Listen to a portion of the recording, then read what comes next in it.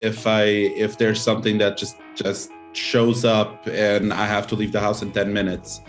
And the thing is, if I want to keep this the whole day, I have to shave 2 or 3 times a day, which is horrible for my face, right? Mm-hmm.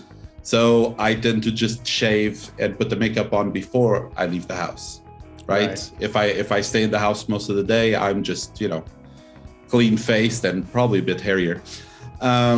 So if something happens and I just have to leave the house in 10 minutes, there's no way I'm going to be able to shave in a way that it's, okay for me to present feminine. So I just go, with male clothes and no makeup, no fancy earrings.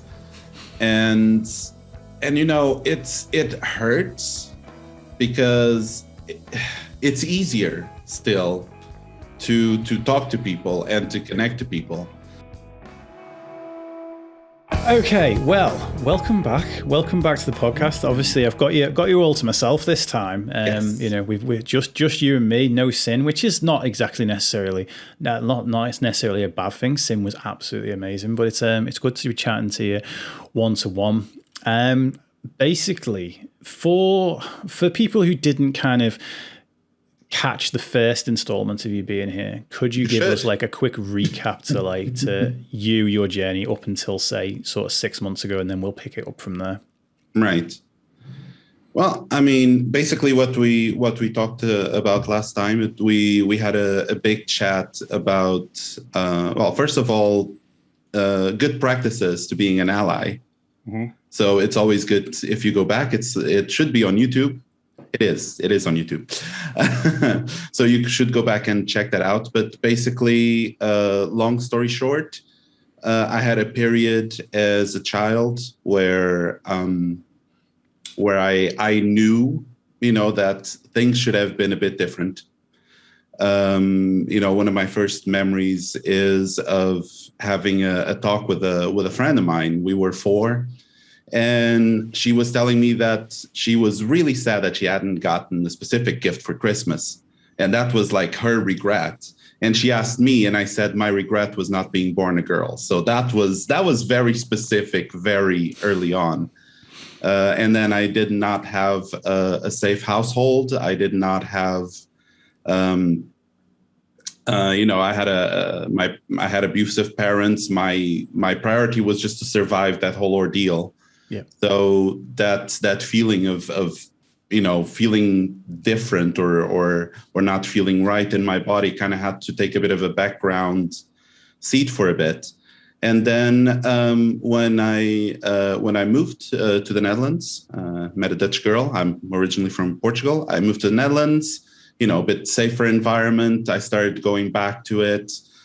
Things started resurfacing.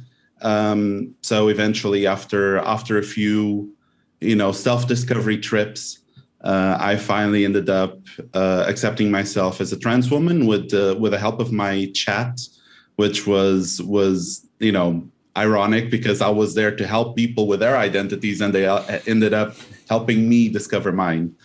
So this was about a year ago.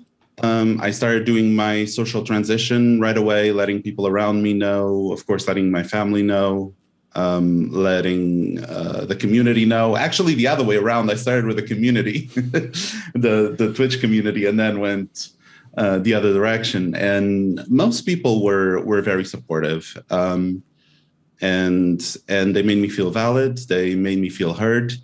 And the social transition part, at least in the online world, went kind of flawless.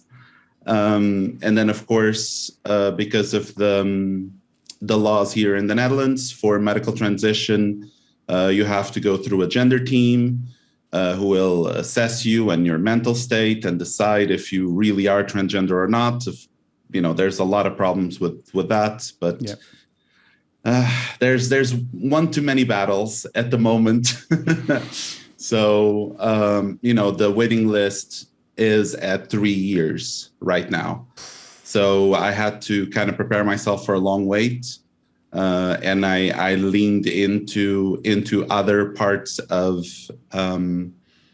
the transition, a bit of presentation, dressing, makeup, nice earrings. They're nice to fidget with. While I waited for then being called for the gender team. And that's pretty much where we were last time, I believe. Maybe a few bits of new information, but I think that's what we discussed last time.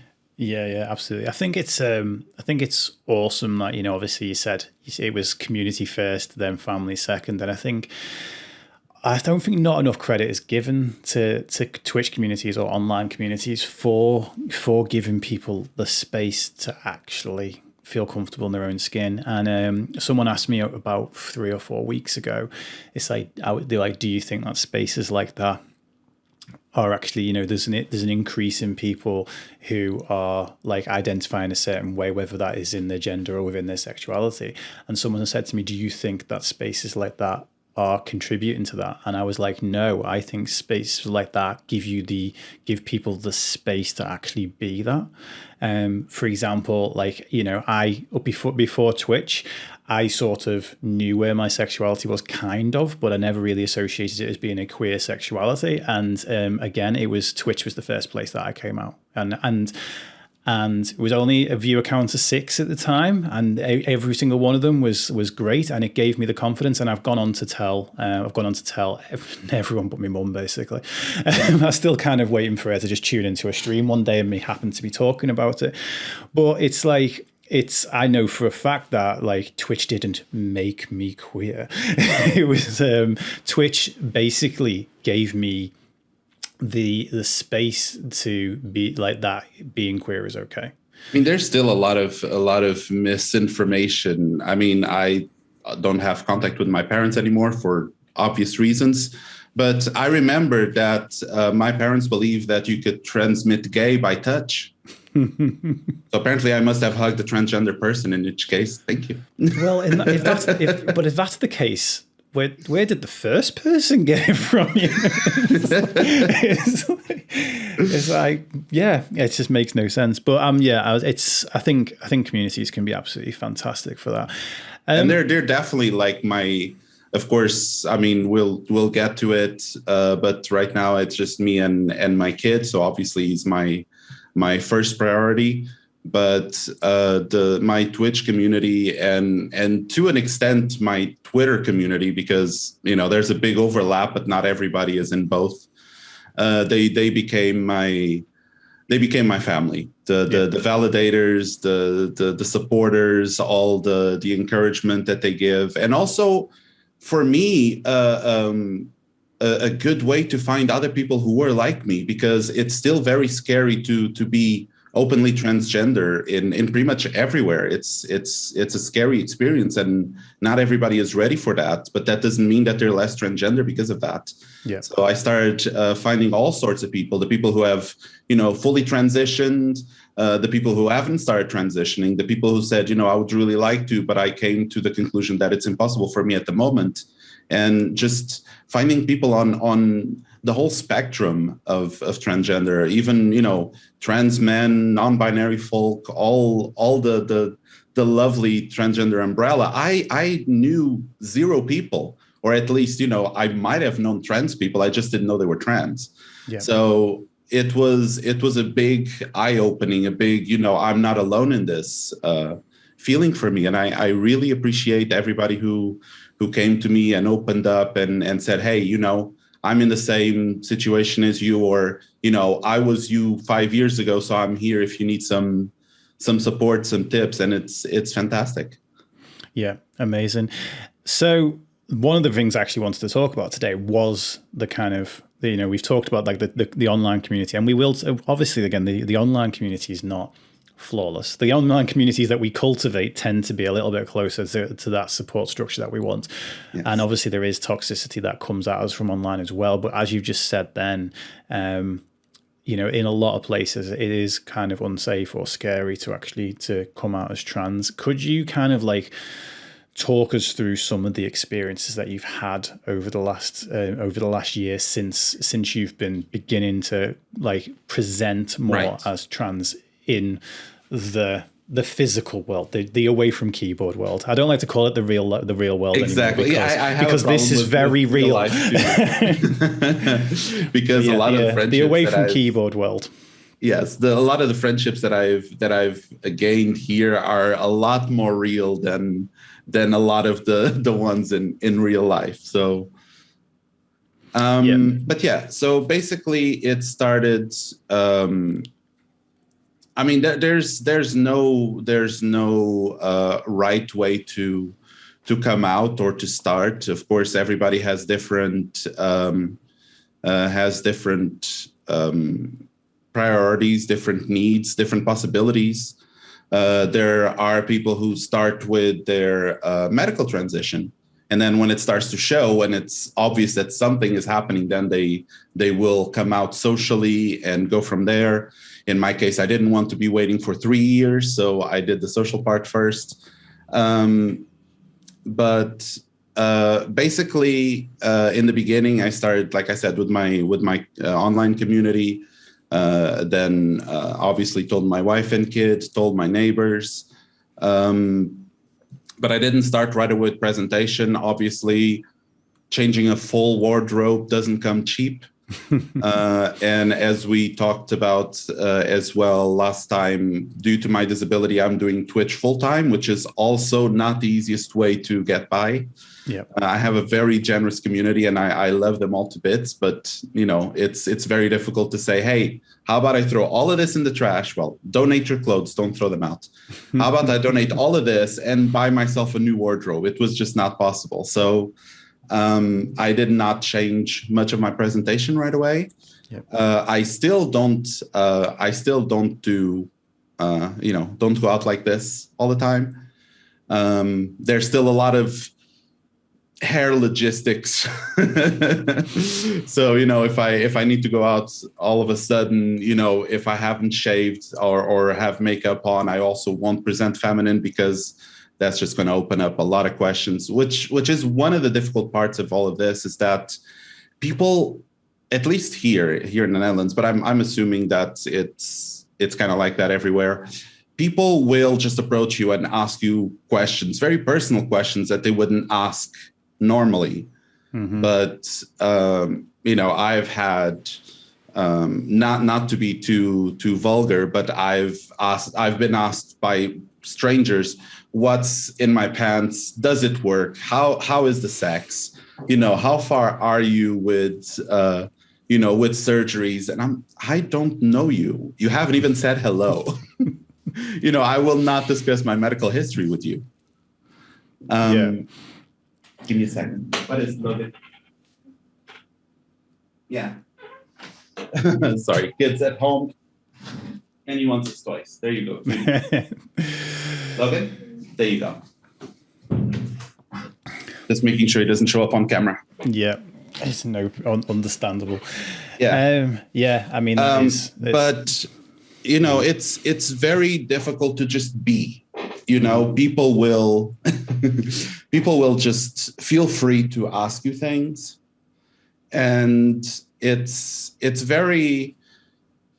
can be very invalidating. And even if I go out like this, as soon as I open my mouth, because voice training is something that will take forever. And this is semi-unrelated, but I actually trained my voice to be deeper when I was trying super hard to be, a guy and, check all the boxes. And now I'm having to revert all of the work that I did. So even if I'm presenting like this, I just get, sirred right away. And imagine that's when you said you trained your voice specifically to try and to mask and to hide it. So you've got to undo a lot of that work just to get you back to a baseline before then the vocal training that to get you beyond that. Is that kind of what you mean? Yeah, and I was trying super hard. I shaved my head. I grew a beard. I tried everything, which is something that is not discussed enough. I feel is how much transgender people have to mask in order to be accepted into a gender that they're not. I mean, I have had to change the way I walked as a teenager because it was too feminine. Yep. So, I had to learn how to stomp a little bit. There were apparently words that I used that weren't masculine enough, so I had to change my vocabulary. There was a lot of things that I had to learn that came naturally to the guys that were my classmates at the time, but I had to learn all of that in order to blend in, and it still didn't work. But there was a lot of work put into trying to fit in, trying to just quote unquote be normal, be accepted, and now it's not so much the learning how to be more feminine. It's just the unlearning of 3 decades of trying to be manly. Yeah. One of the things that I had to stop was my hand gestures, and I moved my hands a lot because they were too feminine, and people would always ask about it. So I had to kind of keep my hands to myself. And the way that I moved my head, the way I smiled, all of those things were learned. And now it's just a matter of, hey, I don't need this anymore. It doesn't feel good. It doesn't fit me. So now it's gone. Unfortunately, the voice, it's not so easy to change. For those who don't know, testosterone lowers your register. It thickens your vocal cords. So if you're a trans man and you start taking testosterone, your voice will change. But for trans women, you start taking estrogen, but estrogen does not affect your vocal cords. So all of the voice training needs to be yours.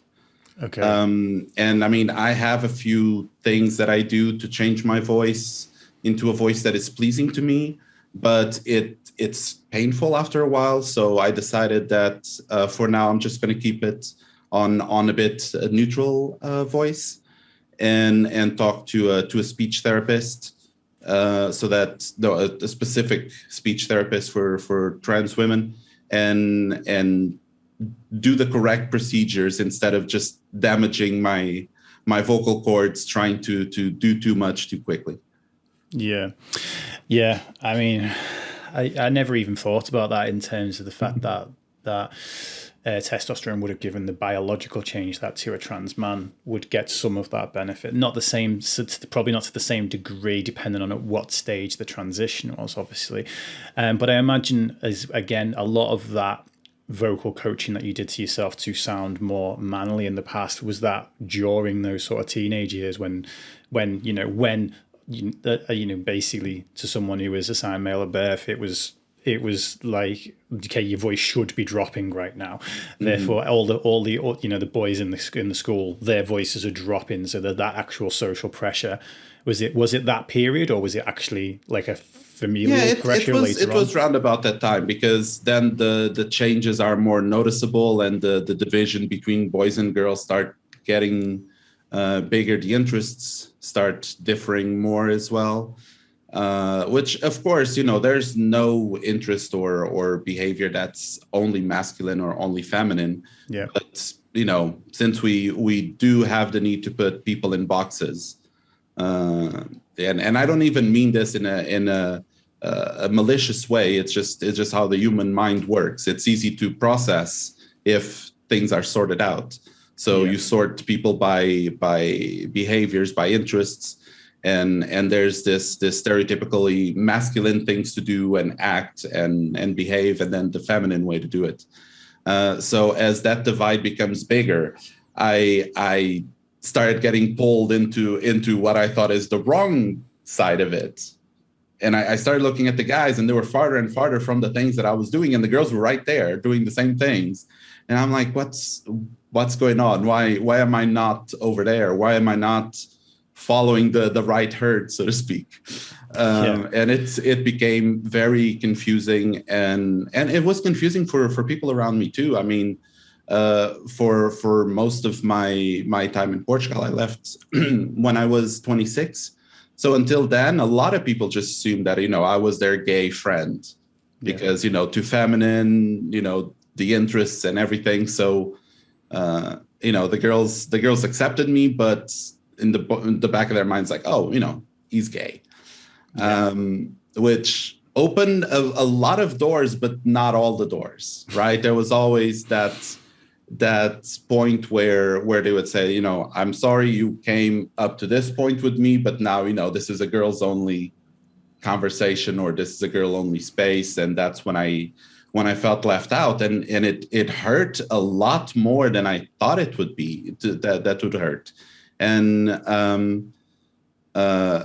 that's also when I started thinking, why do I care so much? Why do I want to be over there when all my peers are supposedly all the way on the other side?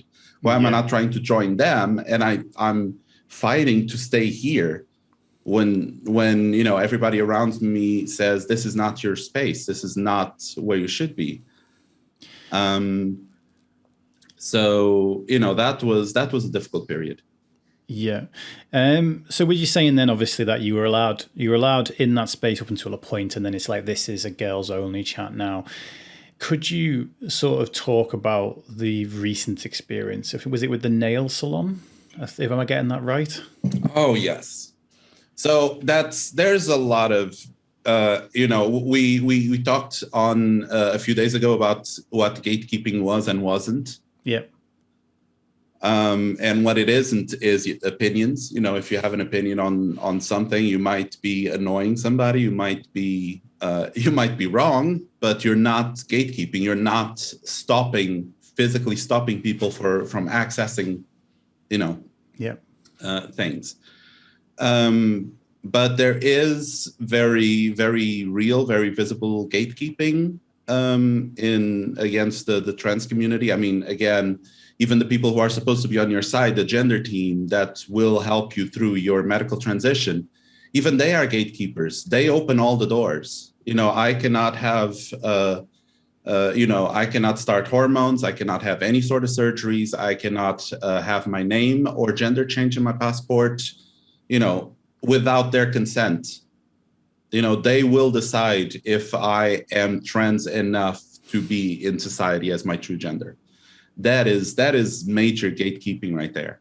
Yeah. And then there's also the acceptance part on businesses, like what you're asking. I went to get my eyebrows done. I still haven't, because after that experience, I wasn't looking forward to a possible second one. So basically, I went to a hair salon where they do aesthetic, like waxings and everything. And I wanted to get my eyebrows done.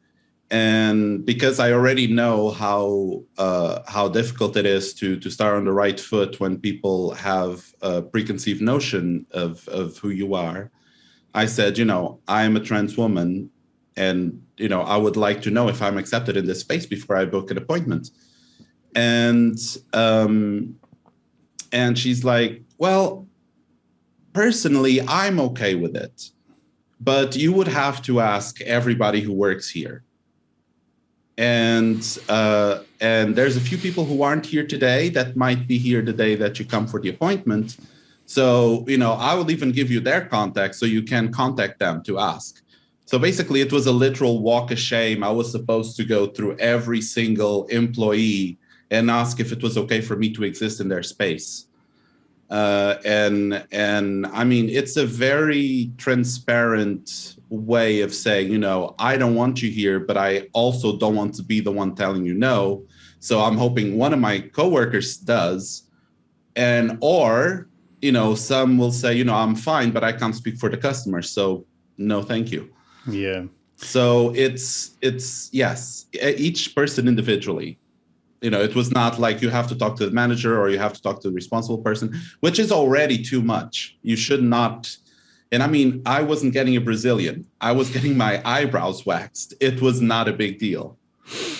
So having to talk to the management would already be bad enough. Having to, walk around the establishment and ask every single person if they were okay with my presence, it's humiliating. And then, of course, I have to explain to my son why people are doing this to me now when they never did it before. I mean, there were some people who were anti-immigration, so they were not very happy with me being here in their country, but it was never as bad as it is now. So now I have to explain to my kid why these reactions are coming out of nowhere. And people get very emboldened when you have your kids with you, because they know you'll prioritize your kids' safety, so you will not escalate. Mm-hmm. So they will escalate themselves, knowing that, there's probably not going to be consequences. And it works, because I will not put my kid at risk. So,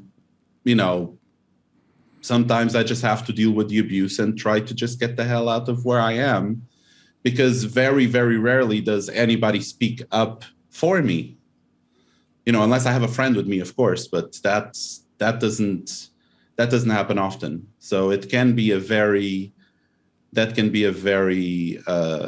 scary situation as well, because people will look, and I mean, it's understandable. I used to as well. It's like, that person does not fit one of my boxes easily, so let me see what that's about, right? Yep. And that's normal curiosity. It is uncomfortable, right?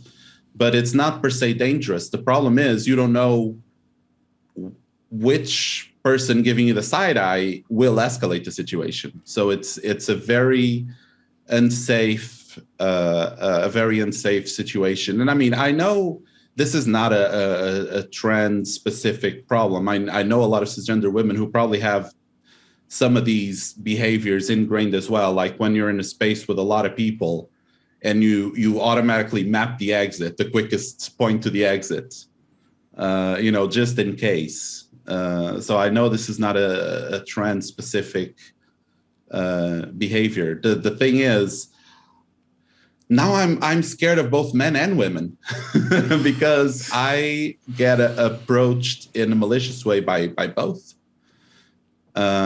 So it takes a lot of mental energy to go through the day. And as somebody who has a chronic pain syndrome, my energy levels are always very low. So something as simple as getting on my bicycle, cycle 5 minutes and buy a loaf of bread becomes this sort of, adventure and not in a good way. And, after a while, you start kind of gauging which spaces are safe or not, staff-wise, because the customers are always different. So you can never really say, I am safe here. Yeah. All I can say is, the people working at this establishment are either neutral or at least not negative about my presence. And that's the degree of safety that I can get to. And I mean, it's not to say that people get violent every day, but it happens quite a bit. Yeah, and what must, as you said before, when you said now I'm scared of both men and women, it was that hit hard, and I can't even begin to imagine what it'd be like to feel like that. Could you explain to us, just for the benefit of basically the chat and for anybody listening that doesn't know, because this has come up in the past in streams, but I've only ever been able to explain it from a side, an understanding from the side is what is gender dysphoria, and if you can let us know what it feels like to you, if that is something you're able to convey. Right. So I want to start by saying that gender dysphoria is not a requirement to being trans. A lot of people experience it, but not everybody does, and that's valid. So body dysphoria is the feeling that you're uncomfortable in your own body, in your in yourself, in the way that you're viewed. And it's complex because it is something that is aesthetic, something that is anatomical, something that is social. So it can, it can get into a big snowball of effects and consequences. For me, it started with a social component because of the separation between sexes. In this case, it wasn't even genders. A lot of it's normal to think that it's a gender separation, but normally it's a separation if people have their genitals on the outside or on the inside. So, the separation of sexes and me feeling like I was being pulled into the wrong group for the single fact that I had male genitalia, because I never felt male, right? And this is one of the things that's very difficult to understand if you've never had gender dysphoria, is because if I ask, maybe if I ask you, do you feel like a man? And most people will say, most men will say, yeah, of course. But why? Is it your genitals, right? If you didn't have them, would you not be a man anymore? Or, what is it? Is it the way you behave? Is it the way you talk to people? Is it the way you interact?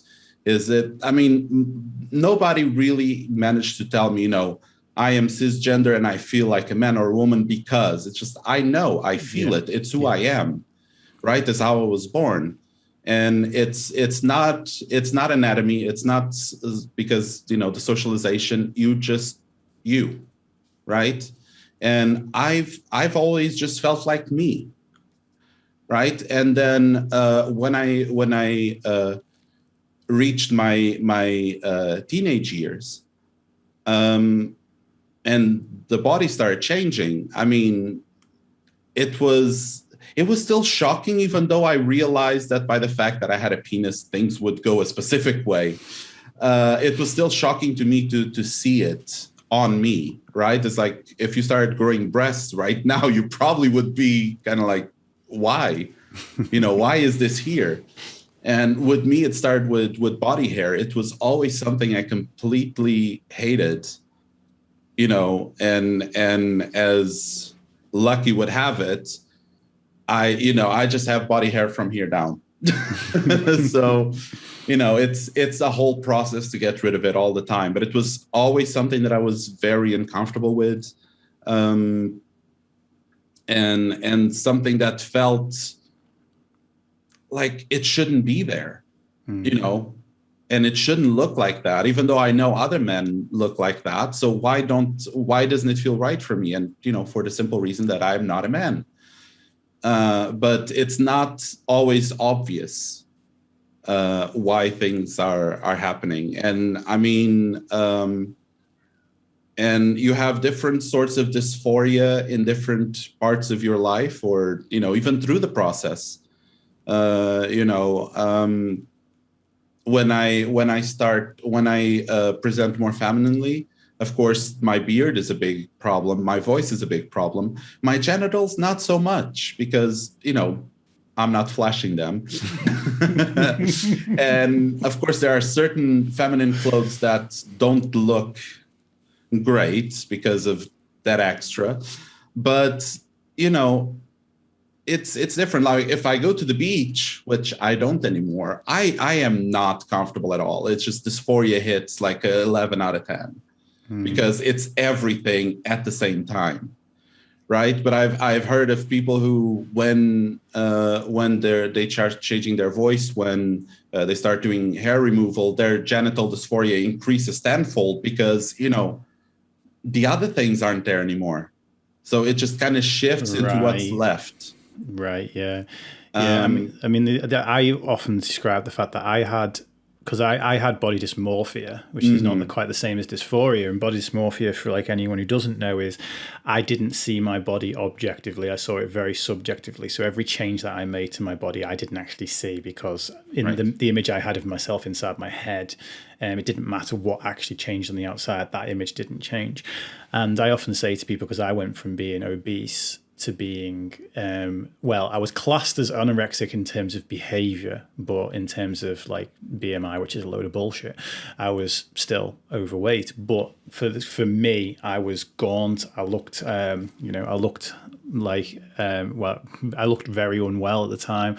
And actually, I found that it was sort of like the opposite of what you just said then. When I was bigger, I hated the fact that I was big and that was it.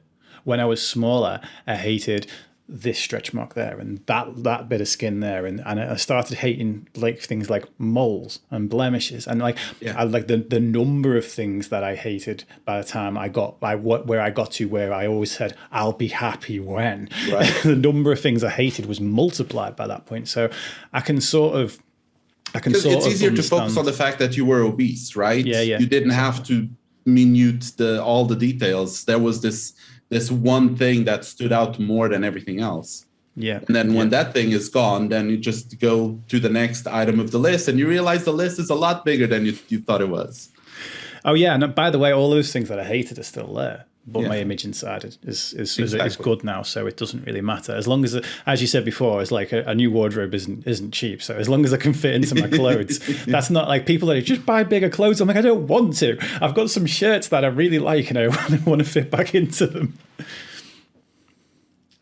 But so you said obviously for some people actually it can get worse when a lot of the rest of those things go. For yourself, what I want to ask off that is, once you started presenting more feminine, because I'll preface this slightly with something else that, again, we talk about on the channel, is the fact that once you've experienced mental health safe spaces or trans safe spaces and things like we said before, now what happens is you comparison. Before, you knew nothing, we knew nothing but hate or indifference, and then you find in the mental health space it's like you know nothing but people saying it's all in your head, get over it. Then you meet a safe space and you've almost accepted that to be the normal, but then you meet when you go into a safe space, now suddenly you've got the comparison, and now this stuff hurts more. Like for you, because you masked it and hid it for such a long time, when you have to now, is that the same sort of case? Like now that because you presenting feminine is becoming more and more common for you now, and I've seen from your posts and I've seen from being in your own stream just how happy you are with that. Like, and I'm not going to cry because I've run out of tissues in this room, but it's beautiful. It's absolutely beautiful to see. Makeup on. And, I've got this hoodie needs a wash. I can just like do the whole, but it's awesome to see. But does that make it harder on the days that you have to mask? Yeah. Yes. And I mean, like I said, if there's something that just shows up and I have to leave the house in 10 minutes. And the thing is, if I want to keep this the whole day, I have to shave 2 or 3 times a day, which is horrible for my face, right? Mm-hmm. So I tend to just shave and put the makeup on before I leave the house, right? If I stay in the house most of the day, I'm just, clean faced and probably a bit hairier. So if something happens and I just have to leave the house in 10 minutes, there's no way I'm going to be able to shave in a way that it's, okay for me to present feminine. So I just go, with male clothes and no makeup, no fancy earrings. And it hurts because it's easier still to talk to people and to connect to people. And I try not to betray my identity. I still introduce myself as Emma, and that always brings up the conversation, especially on the phone. Phone calls are very difficult. We'll get to it in a second. But when I'm going to a place where I don't know if it's a safe space, I will balance it out a bit and think like, is it easier or safer for me to not out myself to this new person? I'm trying to subtly put hearts in the chat, and I put a pound sign. I put a pound sign instead. I've got to get better, because I've noticed, by the way, that you keep on getting things into chat, and I'm like, how does she do it? I've got the loudest keyboard in the world. Really long rambles normally, so I got to the point where I'm just like talking to chat while rambling. It's a skill I had to develop. But like, for example, about a month ago, my bicycle needed repairs because I was taking the kid to school and I realized I had no brakes in the rain. I was like, this is not great. So I put the kid in school. I went straight to the bicycle store. I was like, hey, my brakes are completely gone. Can you fix this? Yeah, of course. Can you just give me your, name, phone number so we can contact you? And I look around. And I mean, when I went in, I didn't see anything that stood out to me as dangerous or everybody was smiling. Everybody was super nice to me. But then I had to give my name, and I look around and there's 6 really buff guys holding wrenches and hammers and all sorts of, tools. And I thought, if this goes wrong, it's going to go really, really wrong. And not to say that it would, right? But I had no indication that they were queer positive. Yeah. So I was like, it's just so much easier and safer to give my dead name. By the way, that's my birth name for people who don't know what a dead name is, and not risk it. And I feel like I failed myself at that point, but I chose safety, and that's okay. I wish I didn't have to do that. But I chose safety other than, uplifting myself. Yeah. Because if it had gone wrong, I would have no place to go. And at that point, I had to make a choice. And if I was dressed like this, but I had to make a choice. Oh, you got a raid. I don't normally acknowledge anything while I'm in interview mode, but I can't not with that. And I actually wanted to say hi to wanted to say hi to Trash Can Army. I will actually I will edit this out of the podcast. Maybe I won't. Maybe I'll leave it in there. Trash Can Army, by the way, if people don't already follow the Trash Can Army, he is absolutely amazing. I don't know if everybody gets this treatment. I think I went in a slightly quiet point, and I got a custom song just for following, which was nice. And then I subbed and got a second custom song. But yeah, he's amazing. An Aussie streamer. I know the rest of my Aussies have gone to bed, I think, because it's like 1 o'clock in the morning over there. But thank you so much to everybody who's coming with the raid. Hello, hi. I don't normally break podcast mode, but I'm doing it. I'm Dave. This is Emma. Emma is my guest today. We are basically talking about Emma's life since transitioning or beginning to transition, and sort of things that she has experienced in that time. We are a mental health channel. That's where it should be mental health by Dave, really, because Mindset by Dave's a bit outdated now, but it's also more of a mouthful. We are a mental health channel. We talk about mindset, mental health, personal development, and all that kind of fun stuff. And we have a lovely little community over here called Diversity, which is short for neurodiversity, because a lot of our community have neurodiversity, whether that's ADHD, whether that's autism, and an even larger number of our community have diagnosed or suspected mental health conditions, myself included, having bipolar disorder and ADHD. So we are always not just we're not positive vibes only, we're what we call appropriate vibes only, which is if you're having a shit day, you can come and have a shit day with us. If you're having a good day, you can come and have a good day with us. We're never going to tell you to man up. We're never going to tell you to cheer up. We're never going to tell you anything like that. We're just going to tell you that you are loved, you are valued, wherever your mental health may be. And we often say that wherever your mental health is, it may fluctuate, but your value never does. I need a raid video. But thank you again to Trash Can Army for bringing your community over here. It's an absolute pleasure to have you here, and it's just amazing, and it's an honor to be on the receiving end of just such a big juicy raid. And now I have absolutely no idea how to turn this back into an interview. Oh, it's fine. I'm glad you took a break, because I really love hearing about your view for the channel and what you stand for, because now to praise you a little bit, it's okay. You can deal with it for 20 I'll just seconds. put an exclamation mark thirsty in chat while you do that. Thirsty but wavy. Why have I not got any emotes on screen? It went through though. The emoji wall's turned off. That's not right. There we go. I think I was recording something for work on here, and right. I was just in case someone randomly goes into my chat and just puts an emote in there, and I have that too when I'm recording for YouTube. Which, by the way, if you don't mind the self promo, I have a YouTube channel. Not a lot of videos there yet. I just started, where I talk about my journey with my transition. So if you're interested, for any people who want to, who are in the same situation as me, who want to kind of follow through a little bit, then I do have a channel for that. But yeah, I do the same thing for the YouTube. I turn everything off just in case, all effects and everything, because it would be a bit weird to just chat and on video in the middle of a YouTube video. So I turn everything off, and then I forget to turn it back on. So.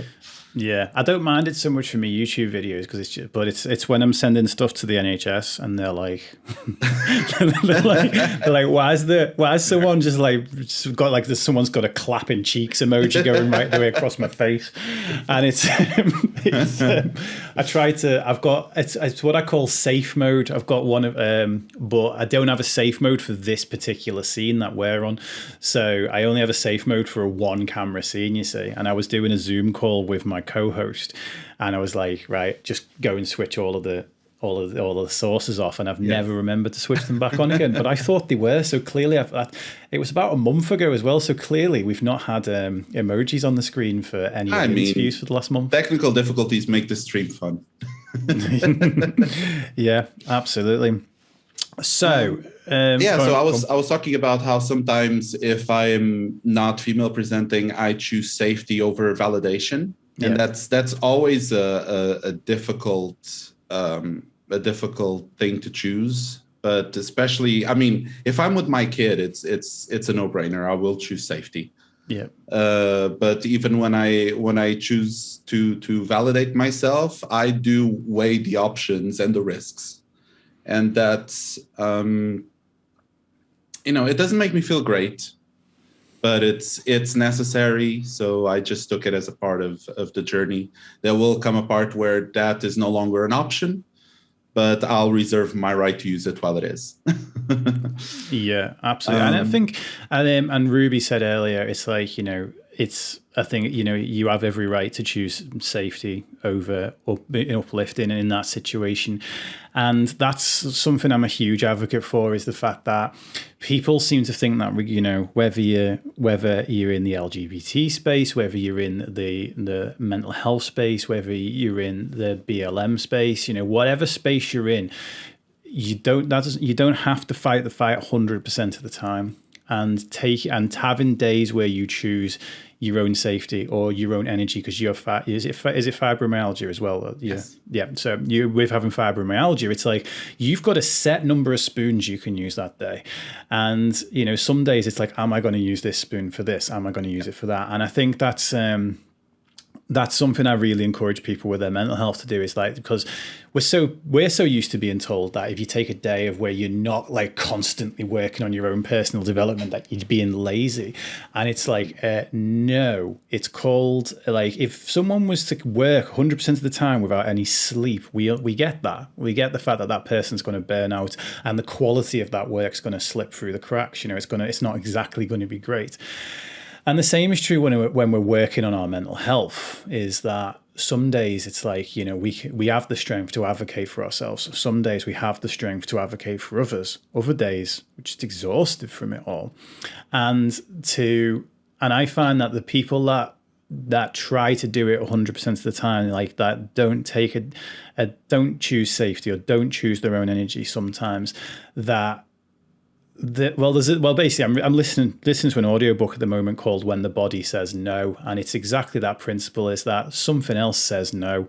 Something else. If I when I'm exhausted, carry on pushing the go button over and over and over again, my body will say no in its own way. And sometimes that's by cranking up my depression. Sometimes that's by making what I'm feeling and what I'm experiencing 10 times worse. For you, in that same situation, it's like, yeah, okay, as you said, you had no idea if that was a queer safe space or not. But we obviously all want to be in a world where you never have to think about that. That's what the word normalize truly means. The word normalize means that actually no one comes up to you and asks you loads of questions anymore, because everybody knows what a trans woman is, or the fact that just like cis women, they're each different. So everybody knows that. And we want to get to that point where it's normalized. But actually, until that normalization is achieved, you just do never know. And the repercussions of me, like if I opened up in that bike shop and was like, oh yeah, I'm really depressed today. Yeah, I don't have to worry about, if someone's stigmatic towards mental health, no one's stigmatic enough towards mental health to whack me with one of those wrenches. Right. But if one of those mechanics was genuinely transphobic, then actually that is a very real threat for you. And I think anybody, whether it's a trans person that thinks that you should be fighting 100% of the time, or whether it's a cis person that hasn't got a clue about these things and just thinks, so what? Just say it, or just whatever. What difference does it make? Like, again, I want to kind of circle back a little bit to when you said, you had to use your dead name for that. It's like, again, a person that doesn't really understand what the choice was there. What does that even mean? So you've already kind of told us about what dysphoria is like and what that's like for you. What, in that situation, what is it like for you? And obviously when you're choosing to use your dead name in that situation, is it still a painful experience, like when someone else would use it, for example? Well, yes. Yeah, it's always a bit unsettling, because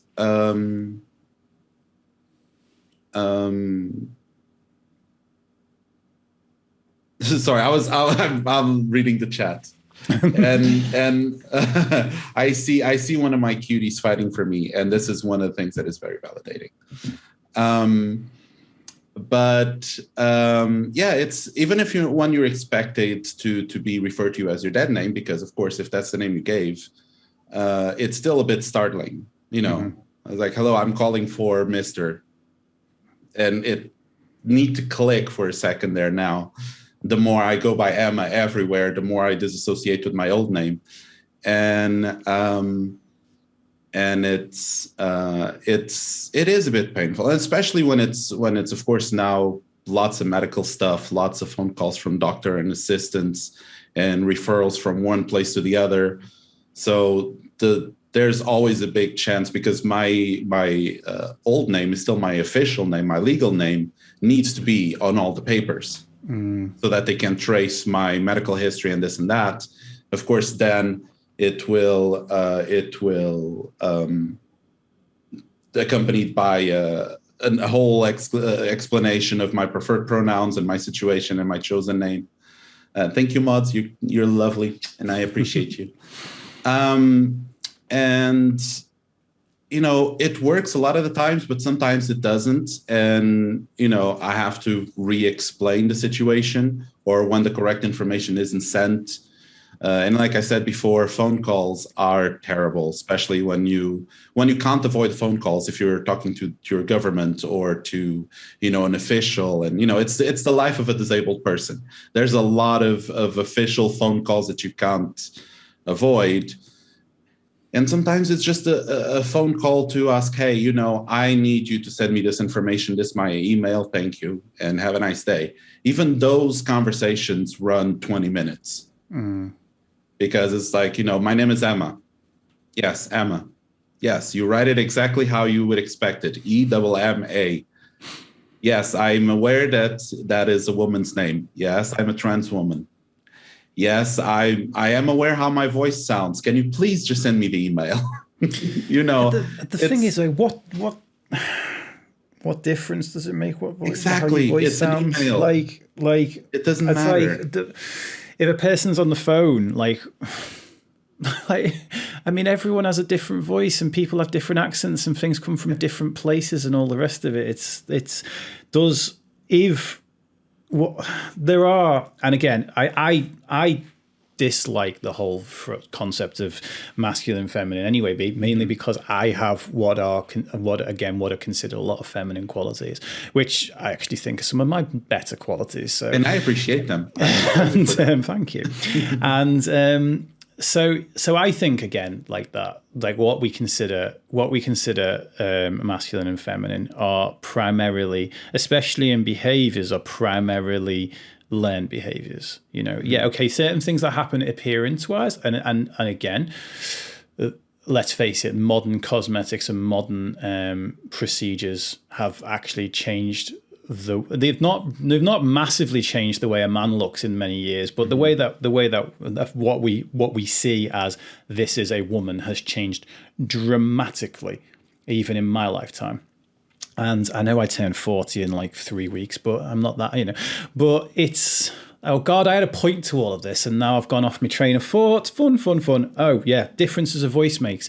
If a cis woman was to phone up and have a deep voice, which happens, because what I was going to say was that, okay, like what we consider to be a masculine voice. If a cis woman was to phone up, or a cis man was to phone up and have quite a high pitched voice, it's like it would be rude, considered rude to point that out. And again, I think that I friggin' oversimplify everything too much, don't I? He says, as when I give really long answers to when someone says, "What's your favourite colour?" And I'm like, well, get yourselves comfortable, because why say purple when I could explain to you why it's purple? But I was born at a very young age. what I'm trying to say is, like, it would.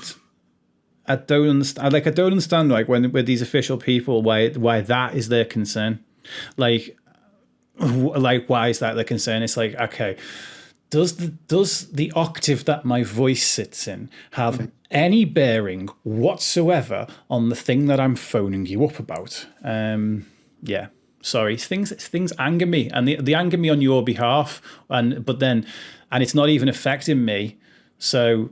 But they still annoy me. It annoys me. It is affecting you in the point that you care for people, and that you want people to just be accepted and be able to live a normal life, and not having to constantly be pulled aside or be put in danger for just being themselves and not exactly fit on the description that is on people's minds. Mm. And that's exactly the point. It affects everyone. And a lot of my, like you said, we're talking about spoons. And if you don't know what it is, just Google spoon theory. Just go on my YouTube channel. I did a great video about it. Yeah. Self-plug. Yes. Oh, plug it. I mean, it's your community. They know what spoons are. Yeah, well, yeah. But I always do disclaimers. But a lot of my spoons go towards either protecting or elevating other people, because once you start seeing things, you can't stop seeing them. Mm-hmm. Right? When you get into that world where you see and you understand and you feel it yourself, there's just no way to say, like, well, it sucks that this is happening to somebody else, but not my problem. It's not a possibility anymore. So a lot of my spoons go towards like fighting in as many fronts as possible, for trans rights, for human rights, for gender equality, for Black Lives Matter, all of those things. You start finding that you have a lot more in common with all of these groups than you have different, and yes. It just becomes I have 3 spoons and 5 causes right in front of me. How do I choose? So, you just make 2 more spoons out of thin air, and you know you're going to pay for it tomorrow, but you do it anyway. And this is just, you know, and then the next day you do it again. So I've got this spoon downstairs that's and like, it gets super difficult. I think it's like a strainer spoon, so it's like plastic with loads of holes in it. Yes. And that is genuinely like what my spoons are like most days. Most of the water comes out, but you know, you can still scoop a few drops every single time, so you keep trying. Yeah, that's all right. I'll just try and pick up like a dumpling or something. It's like then the water drains off and it's fine, but it's supposed to be that way. I do actually want to focus on one. I'm going to go all positive vibes only for a second, but I do want to focus on one thing. Is the fact that actually one of, if not possibly the greatest supporter that you've had in all of this has been your kiddo. Yes. Could you just share with us a couple of the highlights from things that he said to you? I mean, I guess the big highlight would be when I first told him, and I talked to him, and I mean he's a very smart kid, very emotional kid, very linked to how everybody is feeling around them. So I try not to baby it up for him. He's 6, by the way. So I of course try to use accessible vocabulary, but I don't diminish the severity of things to him. So I talked to him, and he was just like looking at me for like half a minute, and I was like, okay, he's processing, give him time. And it's like, I have 2 questions. I was like, okay, that's good, just 2. Do you still love me? I was like, of course I love you. That's not going to change. I'm not changing who I am. I'm just, freeing myself from what doesn't fit anymore and going towards, being happier. But who I am and the people I care for is not going to change. And okay, so the second question, is it going to hurt? So I was like, well, some parts of it are not going to be pleasant. Some of them are going to hurt a little bit, but it's worth it in the long run. And after that, that was it. There was no misgendering. He never called me the wrong name. It was mom from then on. And it was just, so easy for him. And he gets very upset when people misgender me, especially people he knows I already told. And he will just get in their face and like, you've been told twice already that I know, and you're still not saying it right. It's not difficult. Like, come back here.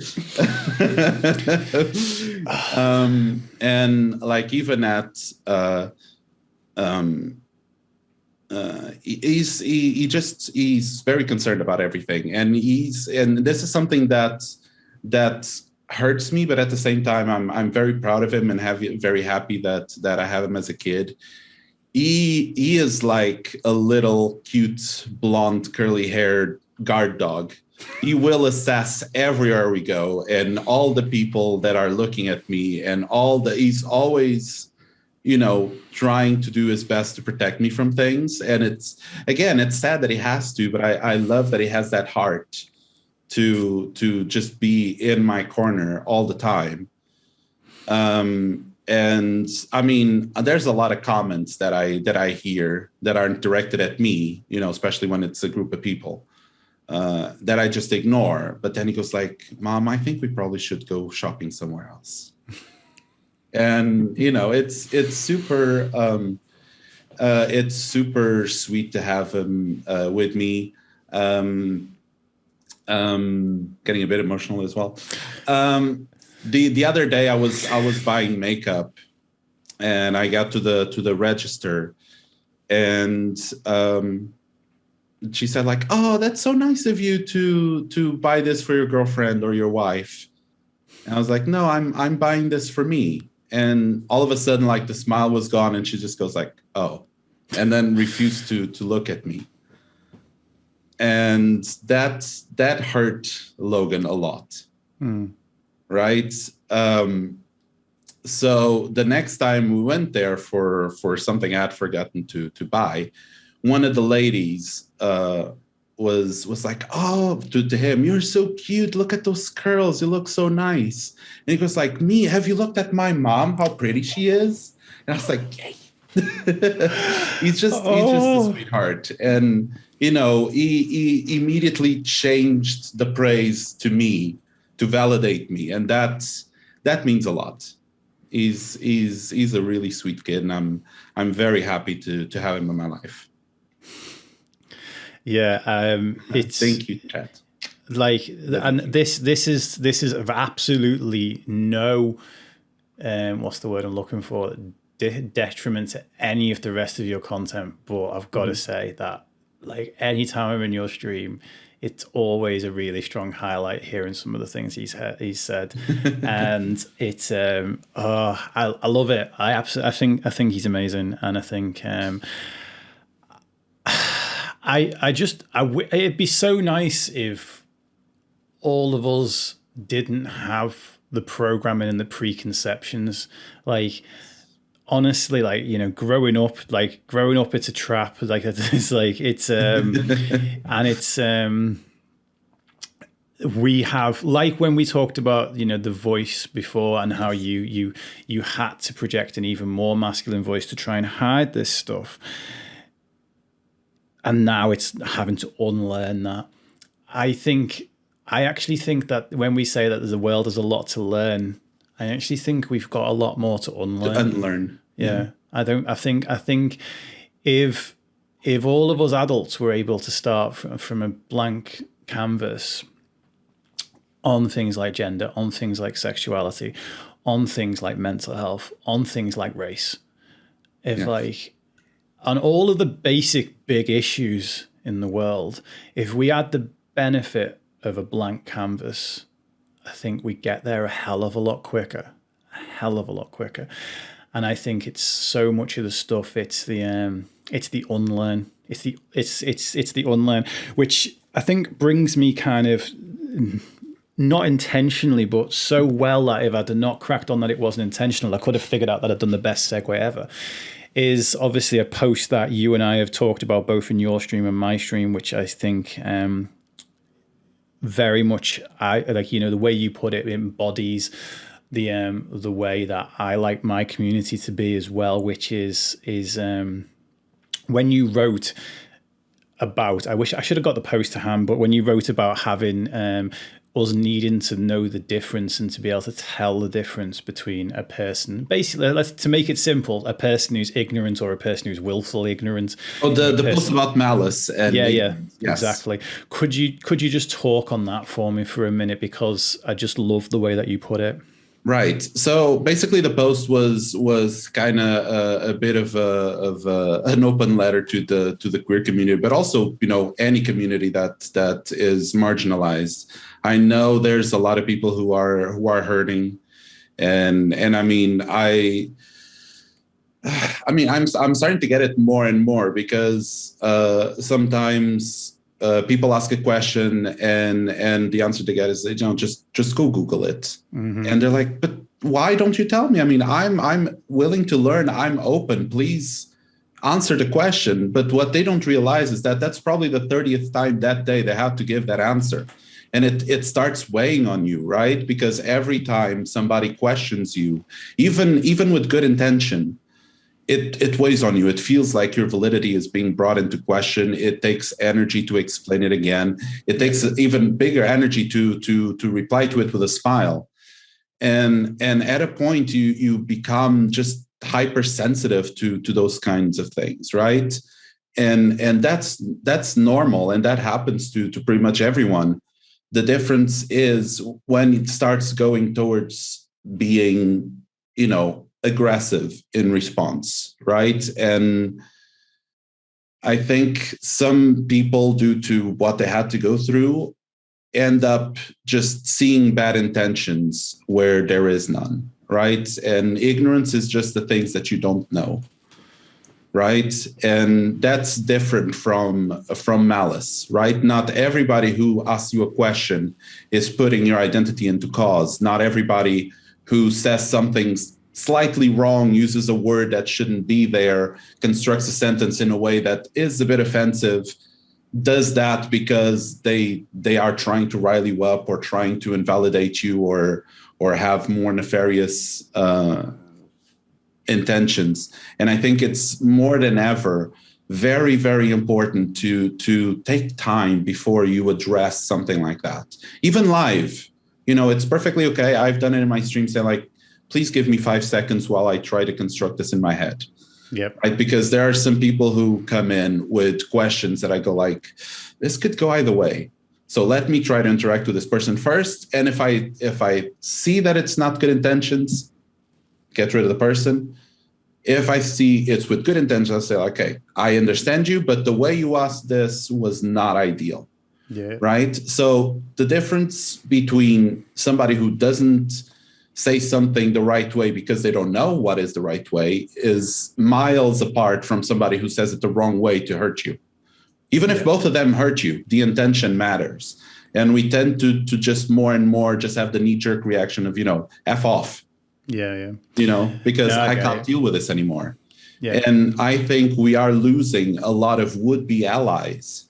That's the important thing, yeah. That's why I really logged onto it when you said it, because I'm like, ultimately, we've got there's there's 3 types of people in the world. There's people that are already on your side. There's people that are on the other side, and then there are like that, and then there's people that haven't made their mind up which side that they're on, and. Yeah, okay. It is totally and utterly possible to convert people that are on the other side. One of the greatest things ever was there's a guy who wrote a book called Clandestine Conversations, and his job was converting people of the KKK to kind of acknowledge that they were racist and kind of start loving all races equally. And it's like, okay, that to me is that is the work right there. That exhalation told the whole story. That is, and I think, okay, like, am I going to going back into the mental health space? Is like, am I going to really, the person who thinks that mental health is like complete bullshit and doesn't exist and all the rest of it, am I going to help that person? Probably not. Like, I might be able to give maybe not in a stream, maybe sit me down with them one-to-one and let's have a long-ass conversation about this. And I might be able to explain to you, because I've made my life the last 6 years explaining mental health in a way that people without it can understand. That's kind of what I've made my goal to be anyway. But the people in the middle that can't, like, kind of, let's say the people in the middle that kind of think that mental health is real, but they also think that we're a bunch of softies and all the rest of it, and they're not quite sure where to, like, and they've I've got a real opportunity to be able to explain to that person that my philosophy of you are not weak, the journey is just difficult. I've got a real opportunity with that person to explain the philosophy of the fact that that essentially mental health is real. Some people it affects more than others. Some people it's got more external sources causing it. Some people have got more internal sources. There's no one size fits all. I've got a much better opportunity of being explained to that person that actually, because like there's the whole people with mental health are attention seekers versus people with mental health never seek attention. And I don't use absolutes because an attention seeking person that has a mental health condition will use that just as they would use anything else in their life. And there are exceptions to the rule. And by acknowledging that there are those exceptions and actually acknowledging the fact that those are exceptions. And the thing is, if you've got, let's say, one person out of 100 people would basically exaggerate their mental health conditions in order to get better treatment, right? Let's put it, even if it's 1 out of 100, even if it was 25 out of 100, and it was a quarter of people with mental health conditions would basically exaggerate it or like use it for attention or whatever. That's still, you're 3 times more likely to meet somebody who is genuinely.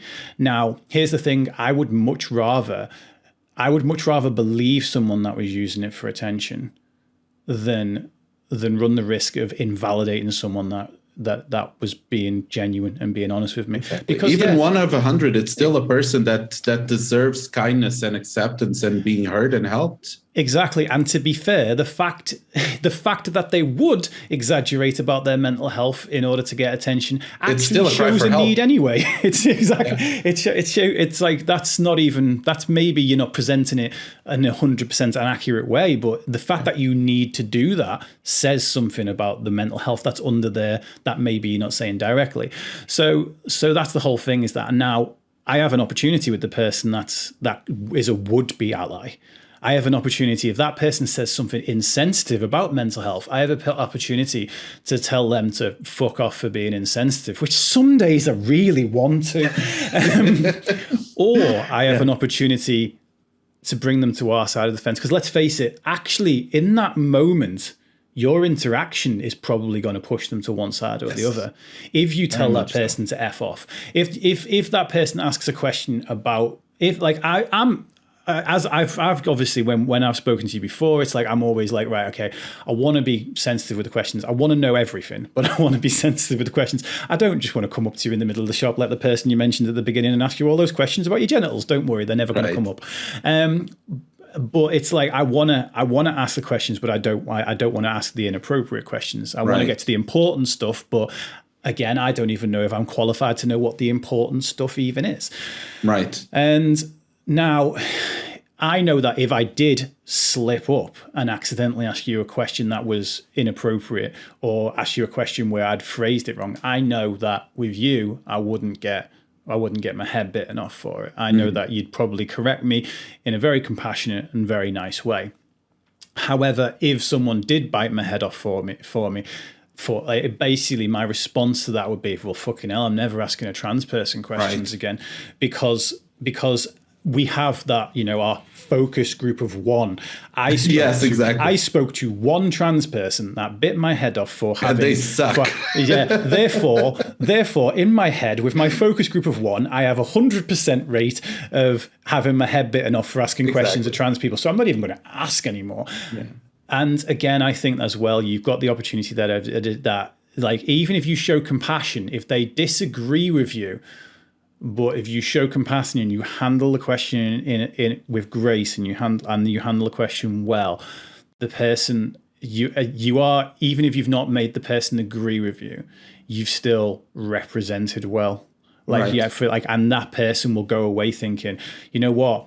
Maybe over time they will question what they know about trans people, because the rhetoric is out there, the narrative is out there that if you dead name someone, they will destroy you. They're out there, and it's like, and again, that is based probably on the fact that if someone that's been dead named 500 times that day, often as a weapon by family members, because the family members try and say, well, if I keep using this name, you'll eventually revert back to it. No, actually, it's like you're actually doing the exact opposite. But if that person, maybe they can't. Let's face it. If a trans person's having that happen at home, and their parents are dead naming them, and they've got no other support structure, like they can't, they've not got no income of their own, they've got no way of being out of that situation, they probably can't turn around to their dad or their mum and say, you're an absolute blah, blah, blah, blah, blah, you're horrible for doing this, I can't believe you're doing this. They can't react like that, because the person is controlling the situation. They've got keeping the roof over their head. They've got a lot to lose in that situation. But then if someone else on the street turned around and said it to them, that person might get the brunt of it. But it's not because the person's reacting to being dead named in that instance. It's people are reacting to every single time that it's chipped away and added up and added up and added up. It's like, and every single person's probably experienced that at some point where they have, and I'm using air quotes for people who are listening, and just like, if you're not watching it, overreacting. It's hardly ever an overreaction from someone. It's usually they're reacting to more than the situation in front of you, or you don't really know what that situation even means to that person. And that's the whole thing, is that we really need to change that narrative that basically, people with mental health are unstable, or trans people aren't very accepting of cis people. It's like these narratives that are out there. We need to, again, if you've got the spoons available that day, like Emma said before, take a pause, take a breath, like think, is this person being malicious, or is this person just uneducated? Is this person just ignorant on these things? Because quite frankly, as a general rule, don't assume that other people know what you know. Like, right. How long I think I got to this via my mental health, because I used to get upset when people didn't understand, like didn't respond the way I wanted them to when I opened up about my mental health. And then I realized it's taken me nearly 40 years to understand my mental health as well as I do, and I've been living it every single day. Of course, nobody else is going to understand it to the level that I need them to. If I'm the first bipolar person they're talking to, or if I'm the first person with social anxiety they're talking to, which I probably am, because most people with social anxiety don't talk to people as much as I do. Oh, sorry, that was it's great. There's a few things I want to touch on. I think it's very important to let people know you are not responsible for everybody's education, right? So if you don't have the mental capacity or the spoons or the inclination that day, turn them down. But it is important to still do it with kindness, right? Mm-hmm. Because if somebody comes with you with 50 questions and you're just completely exhausted, but you say, I'm really glad that you want to inform yourself, but I am not in the state of giving you these answers today. Yeah. So either contact me a different day, or if you really aren't vibing with a person, say, there's a lot of resources online that you can read up on. So then, at least you get some of your answers, your questions answered, and then maybe come back with just one or two instead of 50. It still will leave them with a positive image of you. And that's important to do, even with people who you deem are hateful, right? Yeah. Because if you de-escalate a conversation with a hateful person, that might make a difference. They might not come to your side. They're not going to be trans loving all of a sudden, but that might be the difference between them being violent or not. Yeah. Right? Because I think this conversation has a lot of different ways that it can go. For the people who are, ignorant, but with good intentions, they will normally, the conversation normally goes well. Yeah. The people who are true neutral, there will normally be a debate. What about this? What about that? And in this situation, but I've read that this and that will take a lot of energy. And it's okay if you can't debate, but do turn them down, easy. Because the thing is, something that I do in my streams, and I make it, I make sure that the negativity is aimed at me and not at my chat, because I do not admit negativity towards my chat. Yeah, but I've talked to come at me all you want, just not at my people. I talk to people who were aggressive towards me. But so are you willing to have a discussion? And if they say no, then, sorry, then have a good day, move along, right? But the thing is, if they are coming to you and you get rid of them immediately, which it is 100% your right to do, they will just go to the next person on the same tag. Yeah. Right? You're just sending them to the next person. Exactly. Right? And the next person might be having a worse day than you are. So I feel the responsibility, not to the person, but to the next trans person in line. I feel a responsibility to them, if I do have the spoons, to at least try to de-escalate the situation, right? Because I've had people who came and said, like, hey, I'm aware that I am homophobic and transphobic, but I don't want to be, right? Yeah. And a lot of people, newer people in my chat said, like, hey, then go fix yourself and then come back. Right, because my core audience knows to wait for my cue before they interact with that sort of answer. But I said, like, okay, so the fact that you say, nobody who is happy being a transphobe, racist, homophobe, whatever, is going to use those words to describe themselves. Yeah. Right. So if somebody says, I am this, but I really don't want to be, they're saying, please help me get rid of these notions that I know aren't right, but I have no idea where to start. right? That is normally a person asking for your help and a person who wants to see things from your perspective. Yeah. Right. And that is normally a good candidate to stop being a fence sitter, you know. But there's also 100%. people, I mean, I've had somebody who came to my chat, this was months ago, who said like, hey, you know, you're an abomination, you're an affront to God, you are, you know, a lot of things.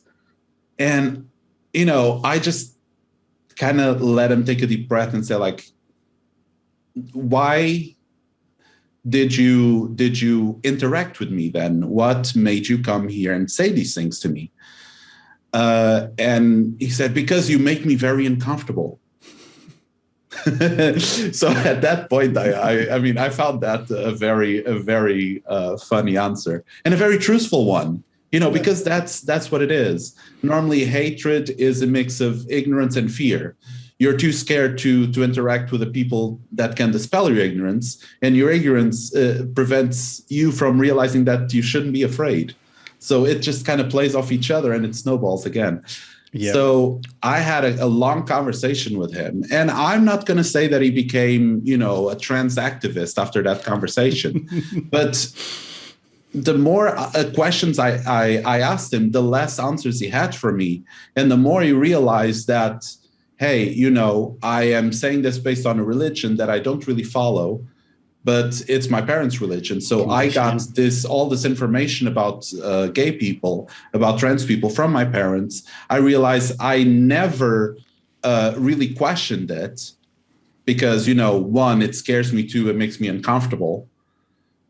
So, you know, I'm going to go and think about these things. Yeah. Right. I mean, I'm not saying that he went on to marry a trans person next, but he went with a lot less anger and with a lot more questions that he wanted to answer. Right. He wanted to reevaluate it, even though he didn't realize it when he interacted with me, because he said, I'm so used to just coming to people's chat and get instantly blocked. Nobody ever talked to me. So I was just, I guess, doing this to keep feeding my anger towards the queer community. And I mean, did I want to do the same? Yes. Did my mods want to do the same? Hell yeah. Everybody was just with a finger on the ban button for 3 hours. So this was a very long conversation for one person. But, you know, sometimes one person is all it takes.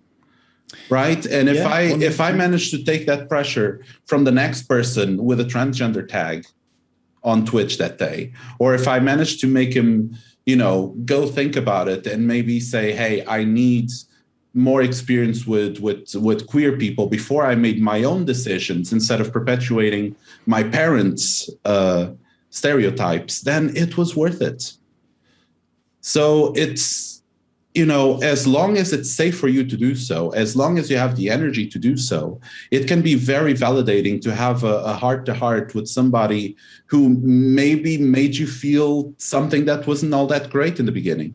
Yeah. Because the more you talk to people on the other side from where you stand, the more you realize that, you know, maybe they aren't all horrible. They just have wrong ideas or the wrong company, or never took the time to actually question it. Was I initially disgusted by trans people? The media taught me to, right? I mean, I saw this horrifying, very well-made YouTube video. I don't know by whom. If you want to, I'll search for it and link it to you, which was the media portrayal of transgender people for the last 30 years, right? And then, of course, we all know about that scene where when they found out somebody's transgender, they throw up. Yeah. Right. I mean, that's a cliche.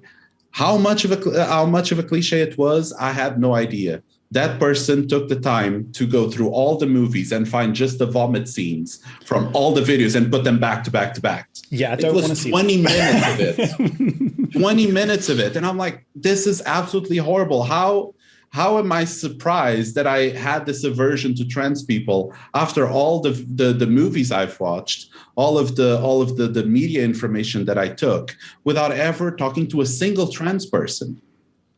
right? And I mean, look at me now, right? I was on that side of the fence. That's what they taught me.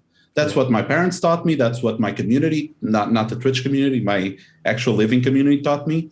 That's what the media taught me. That's what newspapers taught me. So, how was I supposed to on my own come out of it? I needed help, and I finally got help. In the form of people who were kind enough to say, "Hey, you're angry. You have some opinions." And let's talk about it. And so that's what I try to do for other people as well, is say like, hey, I know that you have strong feelings about this, but you came to me. So as long as we can be respectful to each other, let's have a conversation about it. Yeah. And sometimes it has absolutely no effect, right? Because they're not willing to listen. They just want to talk at you. And I mean, you tried. You should be proud of yourself anyway. But most of the times, people want to do better. I think a lot of people deep down, they want to do better, and they just don't have the tools to find the information they need to get better. Absolutely. I'm going to go through a few questions from chat, and then I'm going to have to wrap this up because I need to get my electricity back on today. Well, it's on for this, but I mean, I need to go phone the electric company before they close because I'm going to end stream a little bit early, but I do want to get a couple of questions out of chat. This has been phenomenal. I've already got ideas for part 3, so we're okay. Yes. Lucian Crafter said, people often struggle to find good sources to educate themselves instead of asking trans people to educate them directly. Tips on how people can find these resources more easily? Yeah, I mean, I think it has to be a bit of a it's the whole, it takes a village. Right. I mean, a lot of the human component is needed. Right. Even if you do inform yourself. Right. It's always good to have that face to face. So even if you do the homework, so to speak, and you inform yourself, there's a lot of things that are just going to feel like probably how would you feel if you read a medical journal? It's like, okay, so this happens and this happens and this happens. And you can't connect that to real people, right? If you have absolutely no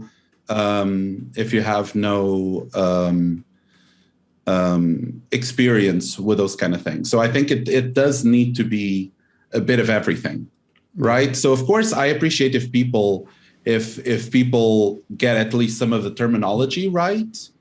So that on the first interaction with them, I say like, hey, this is somebody who actually did some research or is at least trying to say the right things. Although personally, I don't really mind when people say the wrong things, because I know a lot of people say like, yeah, this is going to sound horrible. It's like, just be honest, be blunt, right? And then I will tell you, I will explain to you, teach you a better way to ask questions. But I think it has to be a merge of everything. Yes, inform yourself if you want to. Talk to people. Please do talk to people. Put the human component behind that information that you just learned. Do accept that you're probably going to be told no by a few people. Because, again, nobody is responsible for your education but you. But ask politely, accept the no, and keep trying. Don't take it personally, right? When we say no, is normally what we're saying is I cannot do it right now. It has zero to do with you as the person asking. Yeah. Right. So accept the no, and move on. Yeah. And actually, with it's a creator, you don't necessarily know, and you don't know whether. Because, like, for example, I wouldn't expect my community to ask this of me. Do you have the spoons today to talk about mental health? Because if I didn't, I wouldn't be on. But that's a good question to ask. Do you have the capacity today to or do you have the capacity right now to answer a few questions that I have about this?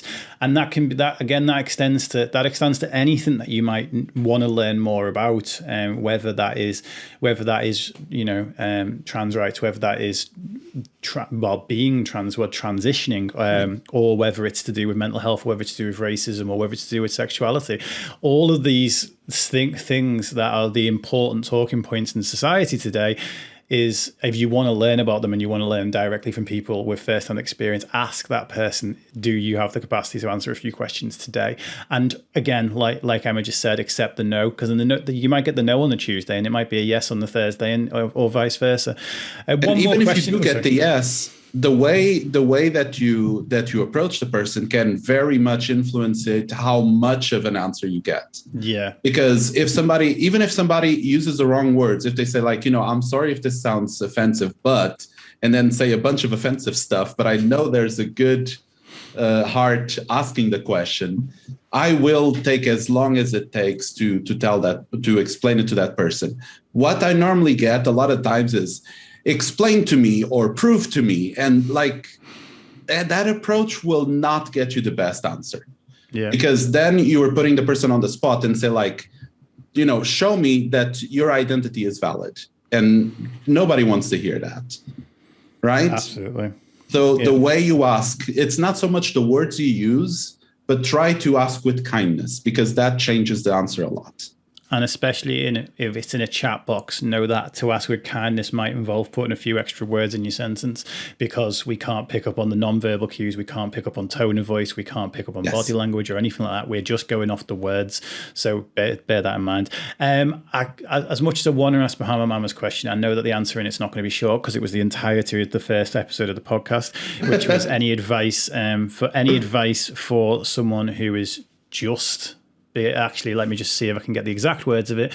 Any advice for anyone just starting to come out about transitioning? So I'm going to go with the quick advice on that. And I know neither you or I do quick advice, so I'm putting you on the spot a little bit. Go check my YouTube. No, seriously. Yeah, Blush. Can we get a link to Emma's YouTube and chat, please? I can get it for you while I talk, I guess. How can you multitask? It's fine. If we get to 100 subs, I can get a nice URL for the channel. No, but I think the most important thing is consider your safety, right? Because just because you are ready to come out doesn't mean that it's the right time to come out. On the other hand, this is difficult to do, but be brave. Choose one person, two people, like the people you are 100% sure are on your side. It doesn't matter. Play it safe completely. If you have a queer friend, choose them. If you have somebody who previously spoke for trans people, choose them. Be honest. Being out to the first person and getting a positive experience is so important. And I can't stress enough how much of a change it made in my life to talk to the first person. It was such a relief, and the validation, the feeling good about it. It was absolutely fantastic. So that's my YouTube channel, by the way, on chat. Amazing. The ugly URL. Before we draw this to a close, any other places that you'd like people to go if they want to connect with you or follow you or learn more about you? I mean, my Twitter, my Twitch DMs are always open. I might not be. I mean, I'm normally slower answering Twitch DMs than the rest, because it's less in my face. But on Twitter, just come to me, follow me, talk to me, check my streams. For the streams, if you want an immediate response, the streams are the best place to go. Not for me. Nothing's immediate on my stream. I do have a behind command where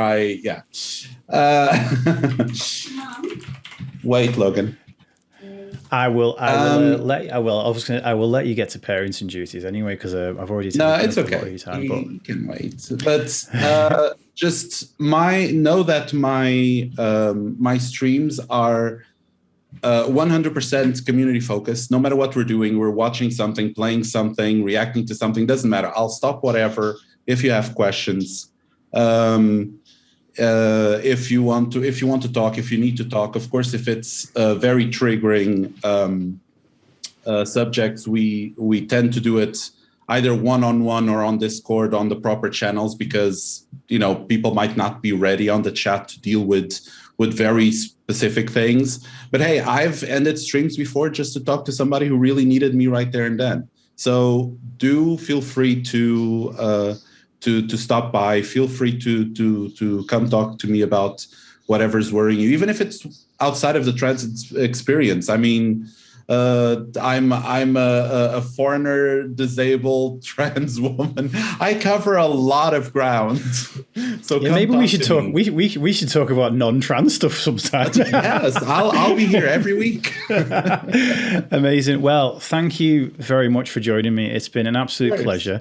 I would crack on for another sort of half an hour if it wasn't for this issue. After you're done with the electricity, call me. And yeah, everybody, can we get some exclamation mark love, exclamation mark hype, all that stuff in chat, please, for Emma. Thank you so much. And yeah, Emma, just thank you once again for being here, and go hang out with the kiddo.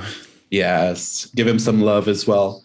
But hey, I did keep an eye on the chat, but if there's something that you really want me to answer and I didn't get to it during the stream, just DM me. Okay, and I'll be watching the VOD and checking chat anyway, so thank you so much for more being work than I do. Right, everybody, I'm going to come straight over to just chatting and take it from there, wherever I can find me chatting button. I'll have to switch my camera back on. Thank you, Emma, and I will speak to you soon. Bye, lovelies. Bye.